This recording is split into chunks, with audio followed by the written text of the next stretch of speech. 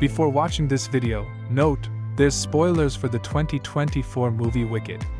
Why did Glinda make Dorothy walk to the Emerald City in the 1939 movie, The Wizard of Oz? Many people have argued about this one point in the movie after it being supposedly questioned by the 2024 prequel, Wicked, which shows the origins of both Glinda, the Witch of the North, and Elphaba, the Witch of the West, along with many other characters hidden among the details. In the 1939 original movie, Dorothy is sent to walk to the Emerald City when in fact we know there is a train going straight to the city center, as shown to us in Wicked. This made people wonder whether or not Glinda is actually the good witch she sets out to be. Maybe she is an evil witch after all? Maybe she wanted Dorothy to fail. Well, what if I told you that that's not entirely true? You see, in Wicked, we see the struggle the animals of Oz must face, from hiding out to avoid capture to being manipulated to not speak. Glinda and Elphaba were both in Shiz University the day this unfortunate incident was foretold.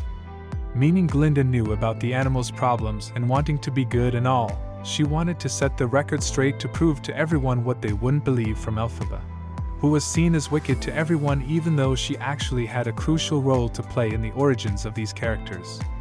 Prince Fiero, shown around Shiz by Glinda and enrolled as a student, is actually the Scarecrow, turned by Elphaba when Fiero decides to aid Elphaba in her plan and run away with her. She inadvertently turns him into the Scarecrow, who in The Wizard of Oz, lacks knowledge.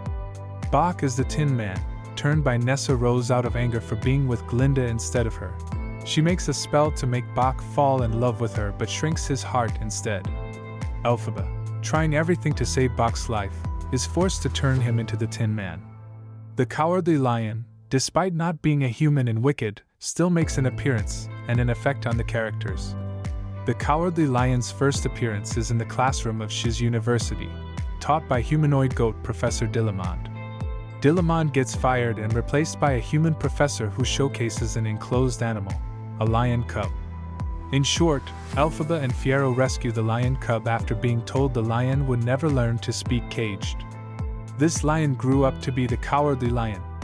Out of protest for revenge on Elphaba, Bok expressed, "If she'd let him fight his own battles when he was young, he wouldn't be a coward today," referring to Elphaba. Along her path to Oz, Dorothy would meet these characters and help them in ways that the witches couldn't. However, Dorothy's visit to Oz was not at all a coincidence. Wicked introduced us to head professor, Madame Morrible. Morrible takes an instant liking to Elphaba as she is the only student of Shiz capable of real magic. However, Elphaba realizes the wizard is a fake Morrible was using when she uses the Grimoire to turn the monkeys into what you see in The Wizard of Oz. Elphaba proceeds to run away, leaving Glinda with Madame Morrible and the wizard. Morrible says to Glinda that the only way to lure Elphaba out of hiding was Nessa Rose.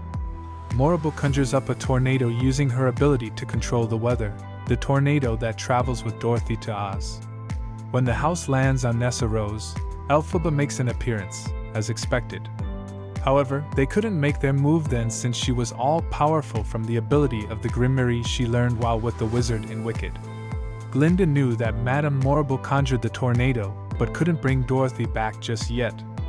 They knew Elphaba had no valid reason to hate Dorothy, so Dorothy took the ruby slippers, which Elphaba desired, and headed through Oz to help the animals mentioned previously in this video on her journey to meet the wizard. Dorothy eliminates Elphaba and exposes the wizard once again. The hot air balloon taking off in the wind could also be counted as Madame Morrible's work to keep Dorothy in Oz. Glinda helps Dorothy out in the end of the film by realizing Dorothy's work in Oz is done, and reveals to her the power of the ruby slippers. After all this research and discussion, my point stands clear that Glinda isn't actually evil in the 1939 prequel, The Wicked of Oz, but instead used for her goodness by Madame Morrible to finish what was started many years before. Do you guys agree with this? Let me know in the comments below.